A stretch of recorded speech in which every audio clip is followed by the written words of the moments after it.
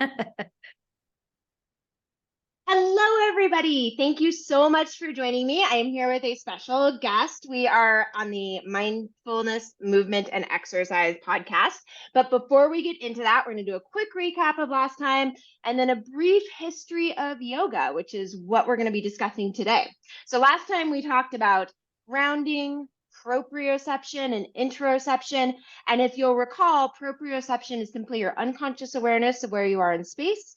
And to simplify, we called interoception your internal sense of yourself. Based on that, you can do all kinds of things. And a lot of the modern mind-body movement modalities are based on these principles, including some of the aspects of modern day yoga. Go ahead and come into a comfortable seated position if you're not already. And all I want you to do is tap your left leg with your left hand. Just kind of notice how that feels. And then stop tapping your left leg with your left hand and switch to tapping your right leg with your right hand.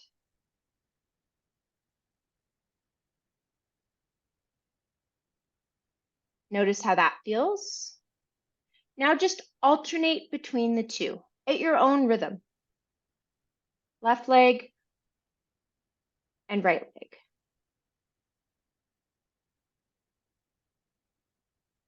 As you do this, see if you can observe the transition between the left side and the right side.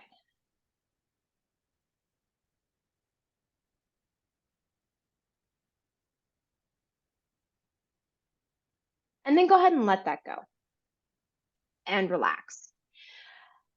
So that is a basic way to implement this idea of proprioception, actually, because anytime you use something that changes pressure, you're influencing your proprioception. And this can have a dramatic impact upon how you feel.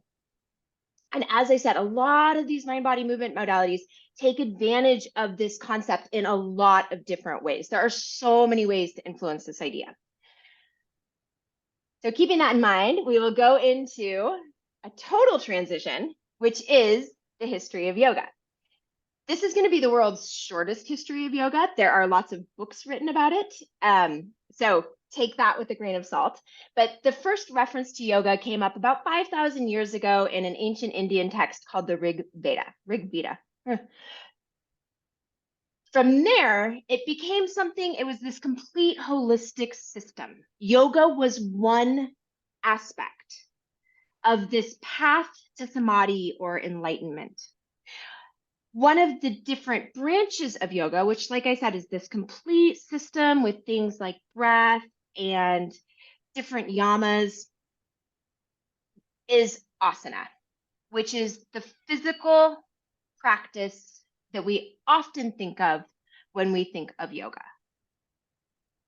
And asana is the practice, as I said, that we think of when we think of yoga. And it's the practice that we, as we explore this, that I will kind of be referencing. When I say yoga, that's what I'm talking about in today's discussion. Like I said, you can go a lot of different ways with this. So if you want to explore deeper, please go ahead and do some exploration. Yoga means to yoke or to unite. So the whole idea of these different things that are a part of a yoga practice are to unite kind of this mind and the body.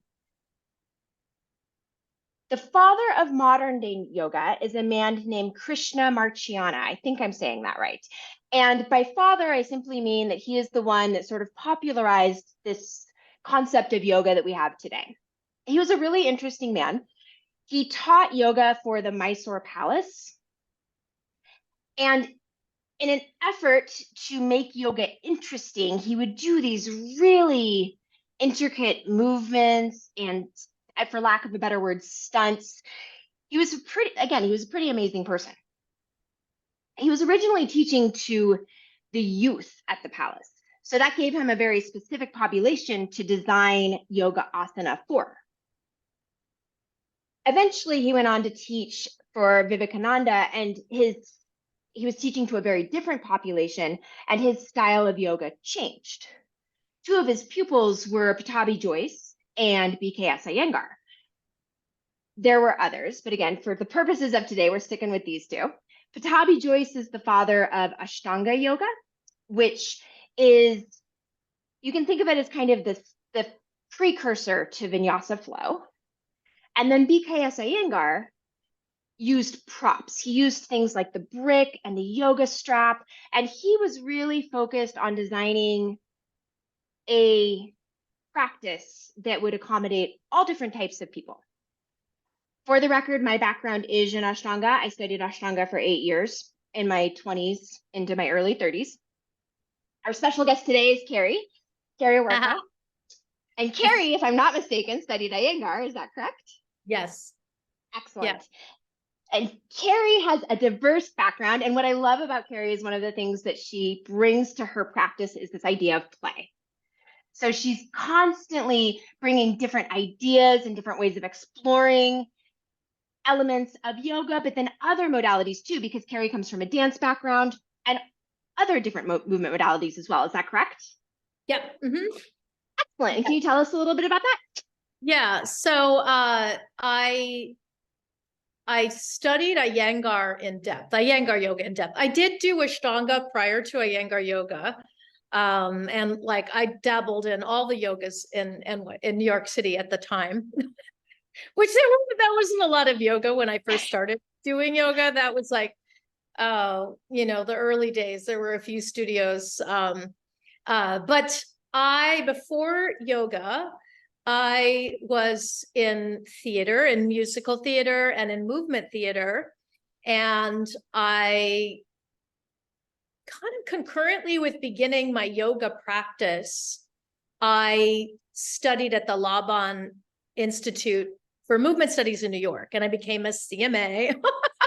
And so I did their full-time program and studied Bartenia fundamentals and Laban movement analysis and somatics and obviously anatomy and neurobiology and things like this, right? So it's kind of, you could supplement your in Laban studies with other things because I always wanted you to apply what we learned from Laban movement analysis into other fields. So it wasn't like just to be done itself, but I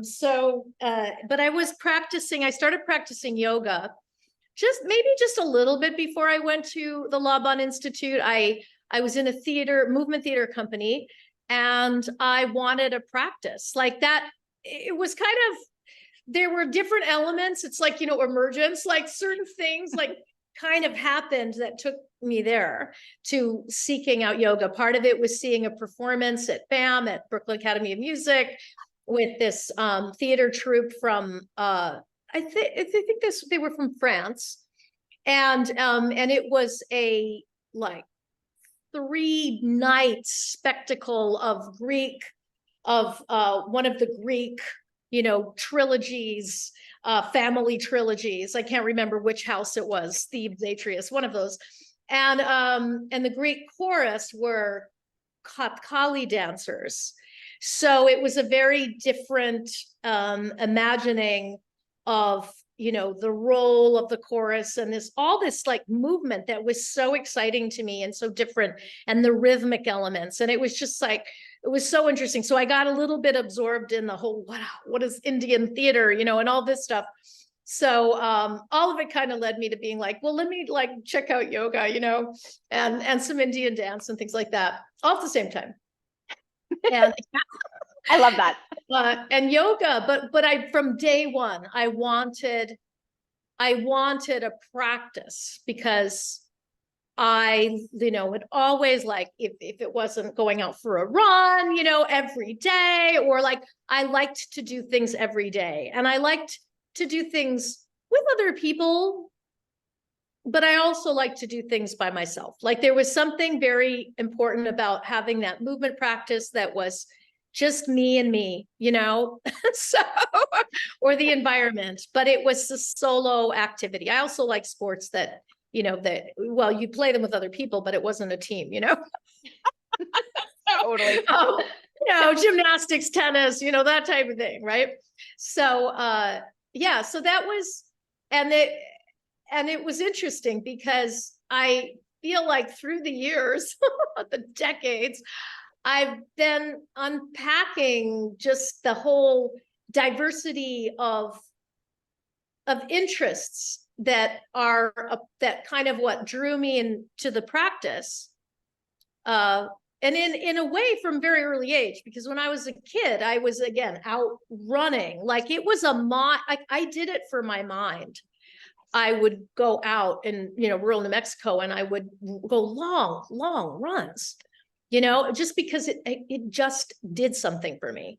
And it wasn't that I enjoyed running as an activity so much as I enjoyed that repetitive motion, that rhythm, that being outside, that being with myself and my breath. And just as a kid, like it was a solace from everything else, So so the Iyengar thing, because I tried these different yogas, and when I tried Iyengar yoga, I was intrigued for sure.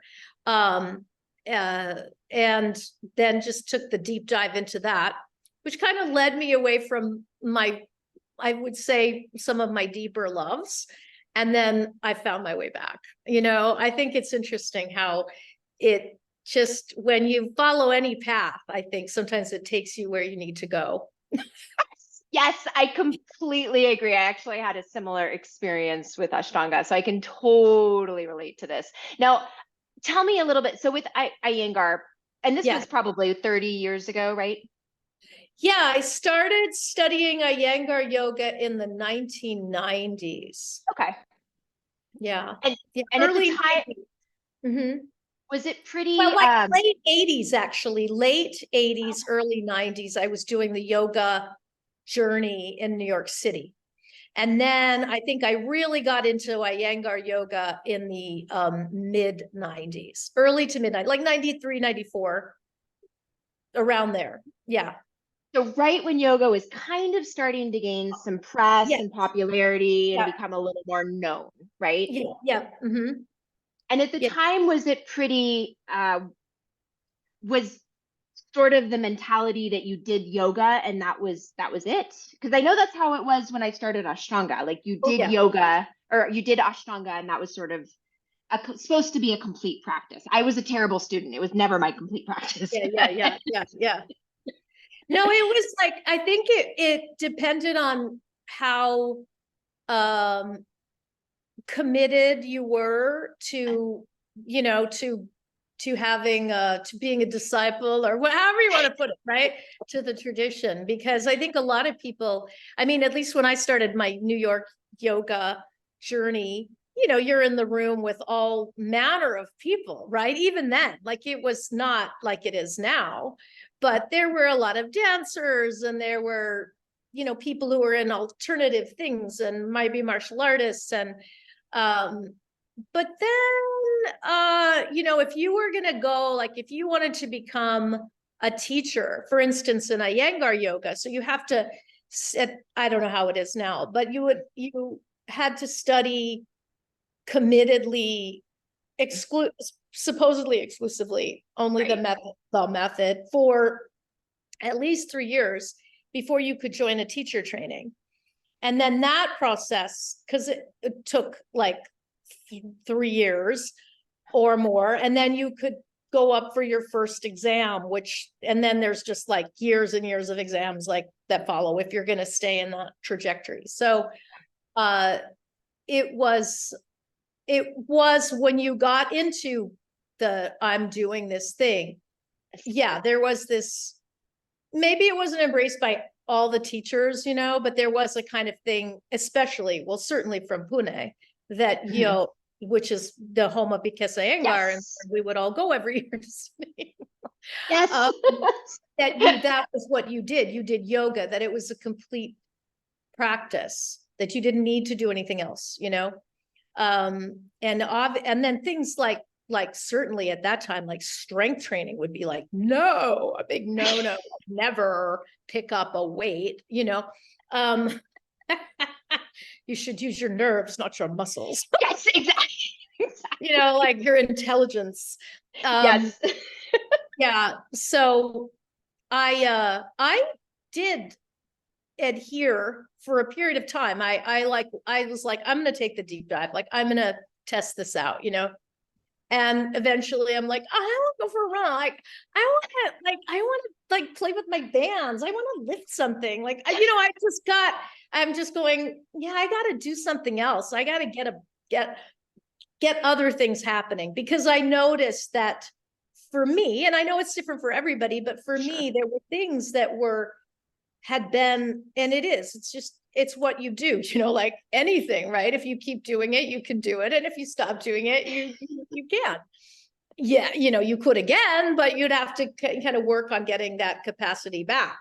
And I was really surprised at how certain things I could do really well, and other things I'm like, wait, that used to be really easy for me, and it's not anymore. And then I could look and say, well, when was the last time you actually did something like that? So yeah, your body's adapted to this thing that you're doing now.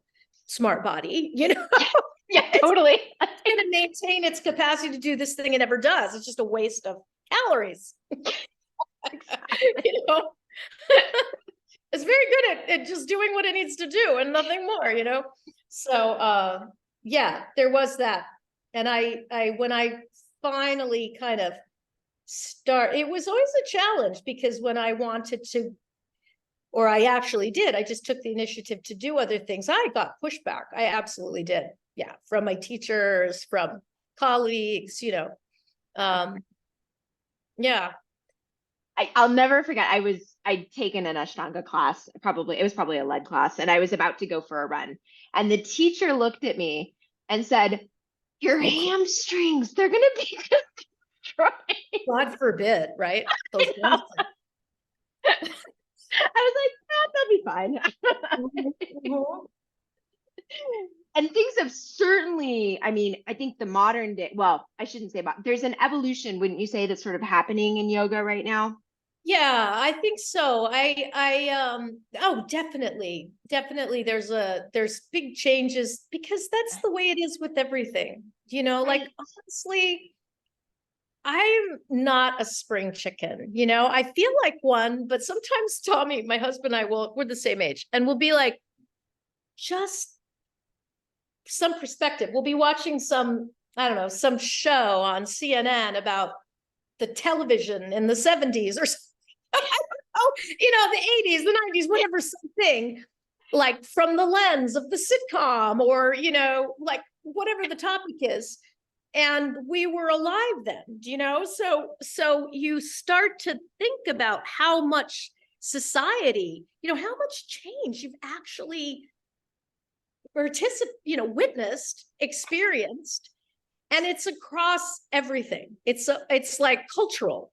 So of course, yoga, like dance, like theater, like cinema, like philosophy, like movement science. Come on, like major, different, radical paradigm shifts of focus. Yes. And I think that yoga is just like everything else. It does change. And, and that's because all has changed. And I feel, just from yoga that I experienced in the early 90s, late 80s, early 90s, till now, it's just very different. It's just, there are elements of the practice. Obviously, the practice in certain traditions has remained the same. I think there are some changes that have had to happen, but we have so much access to information now, which we didn't then in the same way. When you think about the internet, we didn't have it. There was no PubMed to go. iPhone. When did that happen? Like in the 2000s, whatever, like life before the iPhone, the life before you had a friggin' computer, and right? Yes. When you had a phone that had a cord, then you had a number that you had to remember. So, you could just call someone. You'd have to go to a phone booth in New York. You better have a quarter. I don't know how many times I was calling collect all the time, but like I think that because we have so much access of information, because we can see what each other is doing and how people are thinking, and people challenging ideas so much more readily and easily and right at your fingertips now than we have ever, And that we know that's just going to accelerate even exponentially now, right? With everything that's about to happen. Yes. But so I think that it can't help but be, you know, we as a culture, and people who are into these various practices that are based on, you know, that are traditions and based on ideas that from thousands of years ago, right? We can question and hear each other's perspectives in ways that we couldn't then, or didn't. Maybe in our small little groups we did. But this is I think what's very interesting is how everything is so intertwined. You know, it's just it's fascinating, actually, the whole cultural kind of, I don't even have words for it, but these traditions are impacted by the present moment. They can't help but be, you know. Which I think is a good thing, don't you? Oh, yeah, because how does it live? It lives in the people that are living now. Like, we don't really know what it was like, you know, back in the utopic days that we're told, when everything was like so wonderful. At least in, you know, the yoga text sometimes is presented like that, right? So yeah, we I think it's all we can do is live whatever, you know. There's history does repeat itself. We're not like, we think we're thinking new things, but are we? You know? and so we're having our ideas that I'm sure that the practitioners from, you know, thousands of years ago were having their ideas, and you know, they're in the context of the time. They can't be separated from that. And yet we are in this body which hasn't changed so much, right? Evolution is slow in that way. So, you know, we're still dealing with this situation. And because of that, there are things that humans have observed and reflected upon, and those continue to be, if not true, to resonate as true, or as something kind of that is, if not you know, eternal. I don't think it's eternal, but it's looking at the bigger sense of time, you know, and that we are connected to our past just as much as we are to the things that are in front of us. You know, what is time anyway? I don't want to get philosophical here, but I think that these practices, and I'll just say that as a plural, give us a sort of feeling of perspective and a feeling of embodied history, and how we, through our behaviors and our thoughts, shape our experience. We construct it in so many ways. So and our perception, right, is impacted by that. And that's what yogis were very interested in. And I think people are still interested in that. And, you know, it's probably informing the technology that's emerging. You know? Perception, it's fascinating. It's fascinating. And I loved that you went into like warrior two arms as you were explaining that. The future, the past, the present. Yes. Well, and that is the thing about some of those asanas, which I don't practice them very often at all anymore, but I practiced them for so long, and they got, you know, they became so much a part of me. Is you felt, I don't know about you, but you felt connected to something Oh yeah. when you were doing them. Oh yeah, definitely. I feel, and you know, it's interesting. I do feel that in doing asana, like traditional asana, but I also feel that when I'm doing like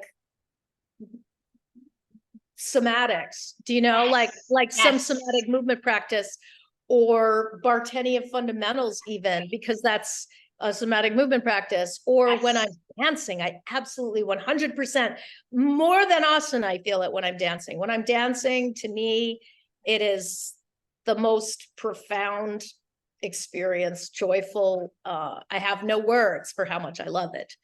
And if I'm dancing a dance like we were last night from the swing, like from the 1930s, we're using that music, we're exploring that movement. There's a feeling of being in a different time. If I'm dancing something from like a movement from the 1960s, or songs from the 1960s or the 70s, when I was like coming of age, right? I'm a kid in the 70s, growing up in the 70s, going to high school and all that. That music will like change me physiologically when I start moving with it. I swear to God. Like I'm 16 again, like it really, it's weird, but you just go, this is something. Music is vibration, it's sound, it's impacting these different areas of our brain, and that's in our physiology. Like it's all one in systems, complex web of interdependent, like neurochemicals and things that are shared with other people culturally, because that's a big thing too. I think that sort of epigenetics, or however you want to label it, the influence of our environment. We are through our body able to experience states of being, connectivity, history, the big, like just sort of live the question. It's not even having an answer. It's just living the question of existence, because it is still such a mystery, that question of, you could trip out on it sometimes, don't you? Totally. You're like I used to do that as a kid, where I just be sort of having some weird sort of perception loop. Like it doesn't really happen to me as much that way as an adult, but my husband's was like, it's a little existential dilemma as a child. But I was like, no, I was like, I would just kind of get in this thing where I'm like, I'm seeing this, like I'm like having this experience, but who am I? I like, it would just be, and I would trip out on that. I'd be, but this thing that you like, who is seeing? Yes. Who is seeing? What is this thing? And that having that is just organically as a kid, because I think kids do that stuff. Sure. They're floppy and unfocused and all of that, but they're questioning. They are the ultimate curiosity machines, and they are so connected to their embodied experience of a perception. Like when you used to spin around and get dizzy because it was like cool, like it just was like dizziness. I loved it. I was just like, want to get dizzy and then just feel it, or like the sort of stuff that I just like reflect on as a child, how much I was just learning through my body. And pain was, things would hurt too, but it wasn't like I was going to move away from that. I would almost sometimes be like, okay, let me like move into that again. Like, what is this? I mean, stuff that you do. I remember I just to jump up in the air and tuck my legs underneath me and land down on my shins and like a little ball, because it would make my brother laugh. And then, but I would also be like, boom, like what that felt like to be like, boom, on the floor. It was carpeted floor, but like the solidity of it and the boom, and then like, okay, that kind of hurt, but I want to try it again. I should do that again. I gotta tune into that one more time, and he's laughing, so I might as well. Like those things where you're just so in your little body and living all the insatiable, constant questions that you have, and you answer it through embodied experience. You answer it through action and perception. Obviously, you're perceiving whatever it is you're perceiving, but that is I mean, they're like kind of little yogis, even though I know they're not like centered and like, disciplined and single-minded focus. They don't have that, but well, sometimes they do if they're really absorbed in a game, right? But yes, there's absorption, you see it, yes. but there's also this curiosity and this willingness to literally live the question through the body in a way that is that I think delivers interesting information and more fodder, more soil for questions, even more questions. So yeah, I don't even know what started that, but what you asked. Do you think our movement practice, like any sort of movement practice that we participate in as an adult, is a way to return back to that?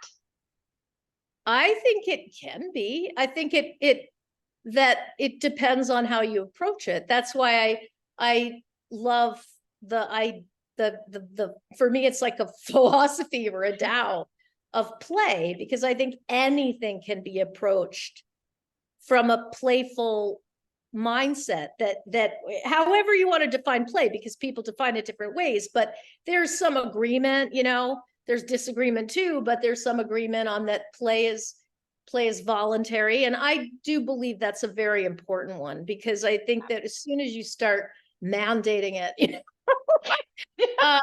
or forcing it, or, like, it's something that that's there, and you might watch it from the sidelines, right, until there's some attractor state, whatever, somehow you're drawn into it, you're attracted to it. And play, anything can be approached from a place of play, which is, it's not it's a way of shifting our consciousness so that we're moving away from the high stakes, life or death thing. And we might play with imagination as a way to bring up the stakes or lower the stakes, but play itself, like it's a game, so we know we're not really going to die, hopefully, and in that right away in the game, and that we can try behaviors, and we can try shifting our perspective and looking at things differently, and we can do stuff. It's like a superpower.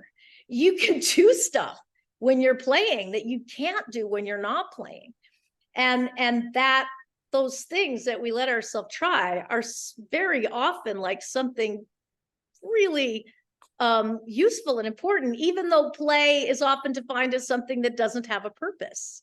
Even though biologically, I think it does have a purpose, because it's how we, and other animals, and not just mammals, like even, I guess, reptiles, apparently, according to some things I've been reading, but play does happen, especially in young animals. We as humans I don't think that we're unique in that we play into old age, because you see old dogs playing a lot, and old cats, they're all playing. But yeah, we do play. And like, if we stop playing, that's, to me, like, well, it's sad to me, because I think it's sort of a way of giving up on the thing that connects you to your creativity, and to your to that part of you that is a learner, because play is how we learn, especially as children, it's how we learn. And I think it, like, for me, it continues to be how I learn as an adult. So yeah, and I think any practice, like, I think anything could potentially be approached that way. Including yoga? Oh my God. Like, if I didn't practice yoga playfully, I don't think I would be practicing it. I don't think I would. It wouldn't continue to, because I started practicing playfully. So when I first began practice, it was something that I tried these different yogas. So I was already exploring my options. And then, and to me, it was play, because first of all, I was a theater person and a movement person. So it's all play. Yeah, totally. You know what? It's all made up. And I still believe that this is the thing to remember, no matter what. It's somebody made it up. Sometimes I'm like, these asanas came from somewhere. Someone. Oh yeah, somebody made this shit up. And maybe it's great, like, but they did. Somebody made it up. Some people made it up, a group of people, like, so, and I love to imagine what that looked like. What happens if I put my arm here, and the yogi next to him said, well, what happens if you put your leg behind your head while you're putting your yeah, like, seriously, like, how did it happen? but we're messing around like they always do, right? So, experimenting. They're like a kid, there is that thing. They're trying stuff out and they're observing what it does. And they're trying it again and again and again, the same way I was jumping up and down, like again, because there was something that I'm like, but wait, like, what is that? What is that? And so, yeah, that's that repetition, because there's something, you're repeating it, but you're never really repeating it exactly. Right? So you're like, oh, what happens if I do this tiny little subtle shift? What does that do to that? yeah, because you're never really exactly repeating it. Because you're different in the next moment. And there are other influences and factors that are changing the way that your nervous system is organizing this movement. Even if you think you're doing the same thing and you're intending to do the same thing, it's still a little different. So there's this thing about the repetition without repetition or whatever, like that I think that is what is so beautiful in practice. It's just this place where we really get to explore how every present moment is new. It is new. Every moment is a new moment. And so, and that is an embodied realization, I think, in the practice that it can be. So for me, to practice yoga without play would just take the juice out of it. It would take my spirit. It would be like, I don't know, like plucking the wings off a fly, like clawing a cat, like it would be, I'm using those analogies because it's that essential, like taking the spirit, taking the thing that is sort of, I don't know that essence is the word, but I always think about his Dark Materials. I don't know if you ever read that trilogy of books. I've mentioned on other podcasts before. No one seems to have read them, but a really great trilogy. And well, it was like, I think there was a series that was made on, I don't know if it's Netflix or where they actually did the trilogy and of the books. One of them is The Golden Compass, which was turned into but you know what, that movie that Hollywood made, they totally took they took the church out, and you can't take the church out. Like that is kind of like really important, like the magisterium and what that represents, a church, so like you can't do that, right? But where they would in this world, they would sever children from their demon. They always had until you were in the story, until you're like an adolescence and your identity is more fully formed, you would be, which is such beautiful writing here, or idea, is that the demon, like the little animal who's always with you, is changing forms. Like it might be a squirrel, and then it might be a bird, because you are changing forms and you're learning about yourself. And there comes a time when maybe you're settling into an identity, and then that's when your demon sort of settles into its form in the story. And what the magisterium would do, the church, is had this device that would sever the child from their demon, which basically left them like this compliant, empty, complacent, like tell you what to think and you'll think it, tell you what to do and you'll do it, but the spirit's gone, like the thing that makes you or makes you different from any other being, right? And so, and whether that's a fixed thing or not, but there is something. And that I feel like play is to me, like the thing that connects me to, for lack of a better word, divinity, just for lack of a better word. I wish I had a better word, but to that which is beyond words and comprehension. But so worth leaning into. Yeah, embracing and yeah. Thank you so much, Carrie, for your time. This concludes part 1 of our podcast of the Mindfulness Movement and Exercise podcast with Carrie Owerko. Again, you can find Carrie at www.carrieowerko.com. You can also check her out on Instagram, and I highly recommend following her. She does some very cool things. We'll pick up the conversation next week. Thank you again for listening.